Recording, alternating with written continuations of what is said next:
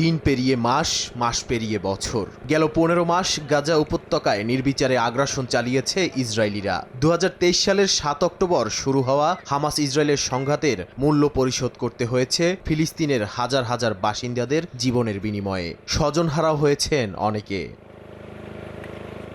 যুদ্ধবিরতি চুক্তি কার্যকরের পর ভূমধ্যসাগরের তীর ঘেঁষা উপত্যকাটিতে ফুটে উঠেছে আগ্রাসনের ছাপ। বাসিন্দাদের মনে যুদ্ধবন্ধের উৎফুল্লতা থাকলেও ফেলে আসা বাড়িঘর পরিদর্শনে গিয়ে হতবাক তারা। বিভিন্ন গণমাধ্যম বলছে ইসরায়েলি হামলায় উপত্যকাটির ৭০% ভবন ধ্বংস হয়ে গেছে। প্রাণ গেছে ৪৭,০০০-এরও বেশি ফিলিস্তিনির। গৃহহীন হয়েছে ২৩ লাখ বাসিন্দা।